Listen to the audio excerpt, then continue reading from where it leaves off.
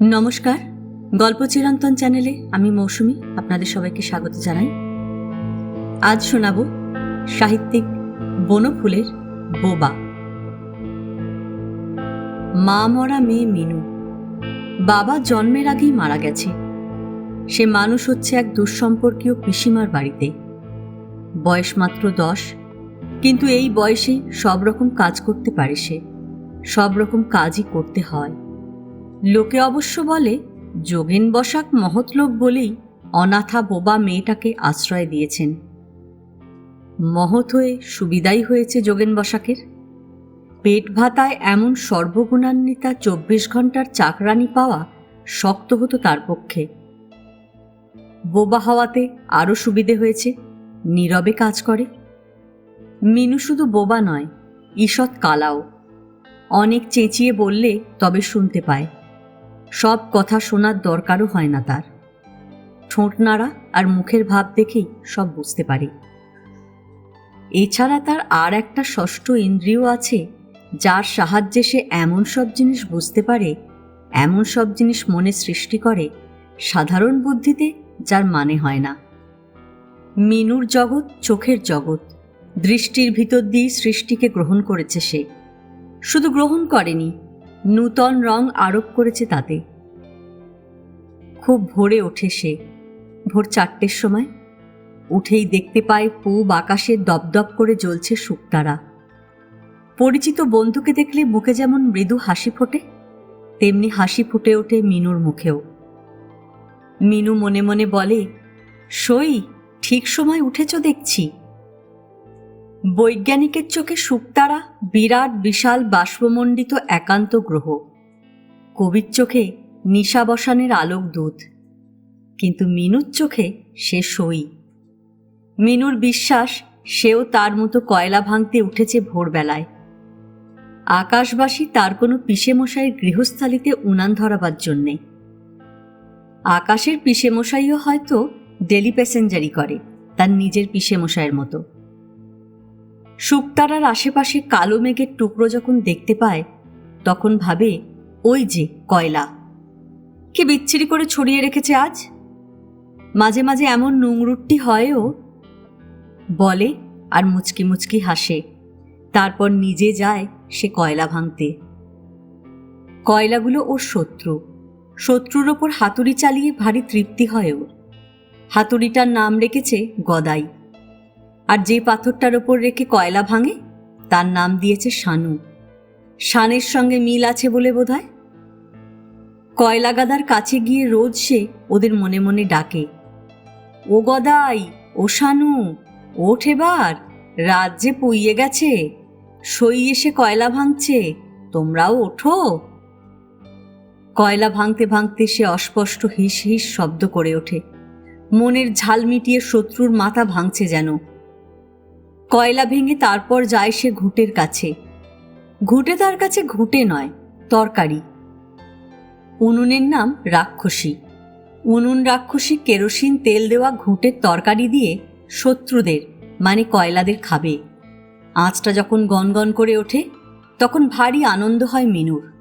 জ্বলন্ত কয়লাগুলোকে তার মনে হয় রক্তাক্ত মাংস, আর আগুনের লাল আভাকে মনে হয় রাক্ষসের তৃপ্তি। বিস্ফারিত নয়নে সে চেয়ে থাকে। তারপর ছুটে চলে যায় উঠোনে। আকাশের দিকে চেয়ে দেখে সেখানে উষার লাল আভা ফুটেছে কিনা।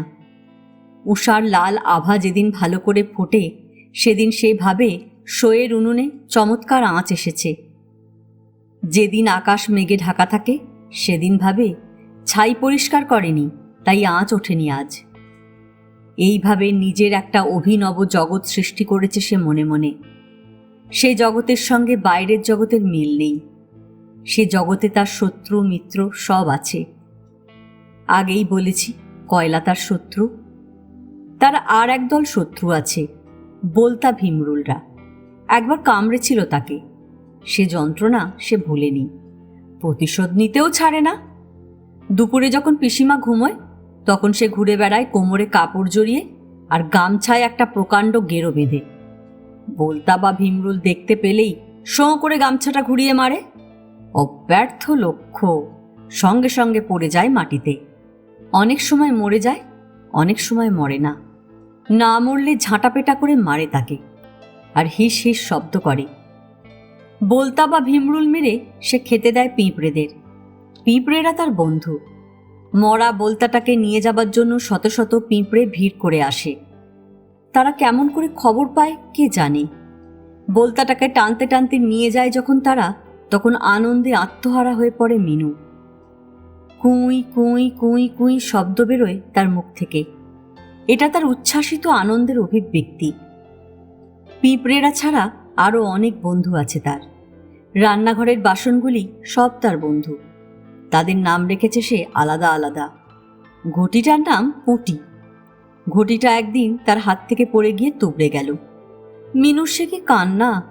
তোবড়ানো জায়গাটায় রোজ হাত বুলিয়ে দেয়। গেলাস চারটের নাম হারু, বারু, তারু আর কারু। চারটে গেলাসই একরকম, কিন্তু মিনুর চোখে তাদের পার্থক্য ধরা পড়ে। গেলাসগুলোকে যখন মাঝে বা ধোয় তখন মনে হয় সে যেন ছোট ছেলেদের স্নান করাচ্ছে। মিটকেসটা ওর শত্রু, ওটার নাম দিয়েছে গপগপা। গপ গপ করে সব জিনিস পেটে পুড়ে নেয়।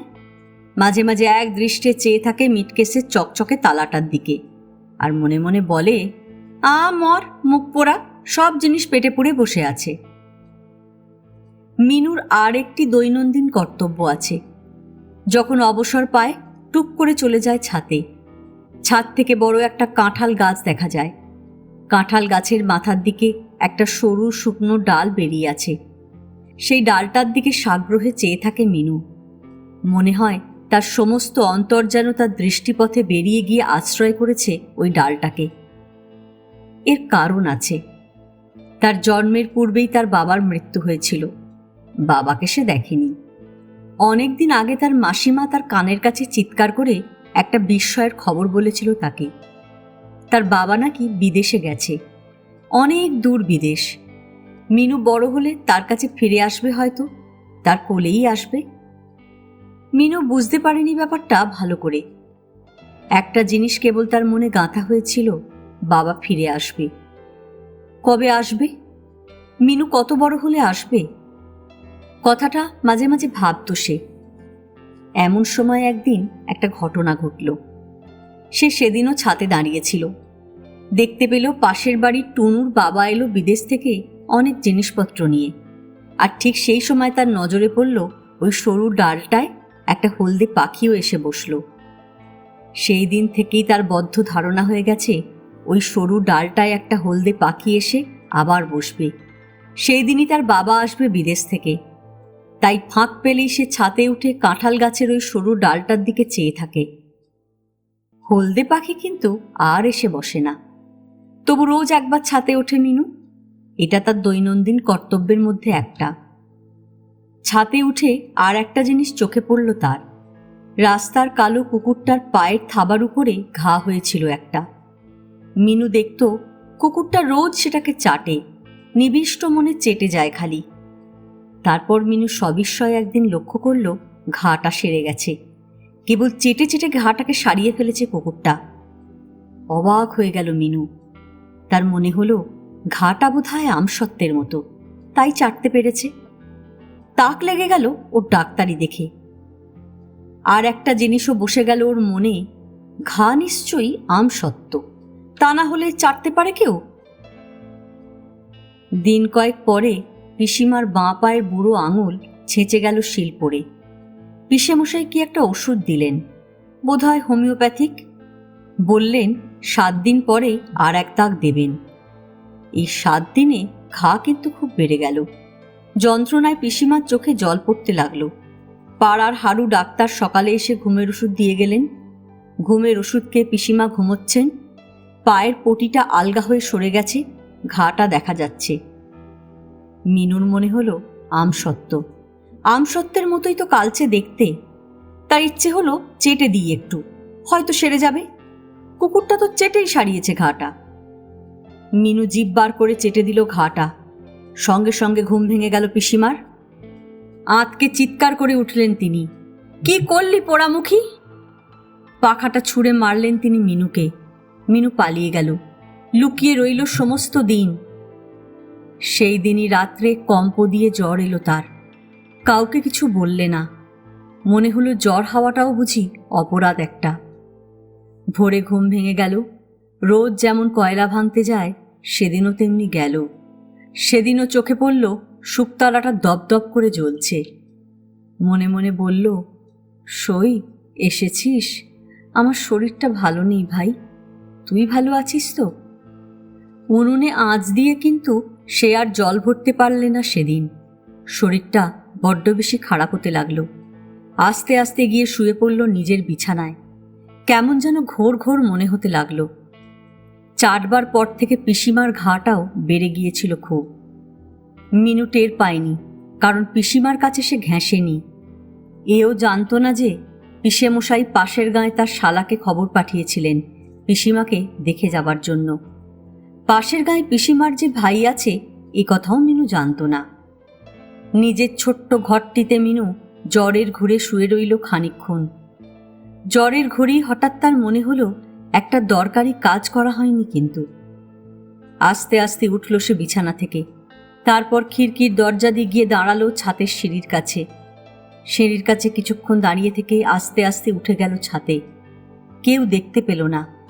পিসিমা পিসেমশাই তখনও ঘুমোচ্ছেন।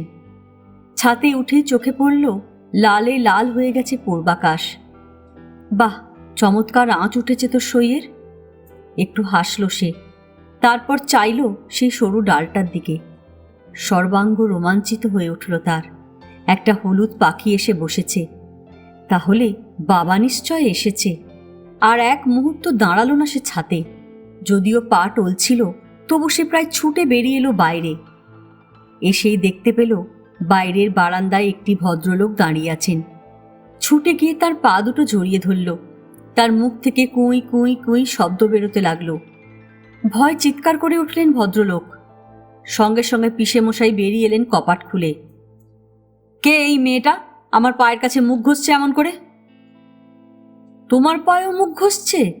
তোমার দিদির পায়ে কাল কামড়ে দিয়েছে ও, পাগল হয়ে গেছে বোধহয়। চুলের ঝুঁটি ধরে হির হির করে সরিয়ে দিলেন তিনি মিনুকে।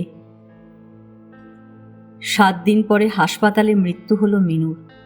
তার সমস্ত মুখ ঘায়ে ভরে গিয়েছিল, সেপ্টিসিমিয়া হয়েছিল। ডাক্তাররা বললেন সমস্ত খুন সে প্রায় অজ্ঞানী হয়েছিল। মৃত্যুর খানিকক্ষণ আগে জ্ঞান হলো কয়েক মিনিটের জন্য। চোখ খুলে দেখল সামনে একটা খোলা জানলা দিয়ে আকাশের খানিকটা দেখা যাচ্ছে। দপদপ করে জ্বলছে শুকতারাটা। মুখে মৃদু হাসি ফুটল মিনুর। মনে মনে বলল, সই এবার তোর কাছে যাচ্ছি। কে জানে শুকতারার দেশের লোকেরা বোবা মিনুর মনের কথা বুঝতে পেরেছে কিনা। এই গল্প এখানেই শেষ। গল্প পাঠ ভালো লাগলে লাইক, শেয়ার, কমেন্টস করতে ভুলবেন না। এখনও যারা আমার চ্যানেলটা সাবস্ক্রাইব করেননি তাদের সকলের কাছে অনুরোধ রইল, প্লিজ আমার চ্যানেলটা সাবস্ক্রাইব করে নেবেন। পাশে যে বেল নোটিফিকেশানটা আছে সেটা অবশ্যই প্রেস করে দেবেন। আর গল্প পাঠ ভালো লাগলে কমেন্টস করবেন আর শেয়ার করবেন। আজকের মতন নমস্কার।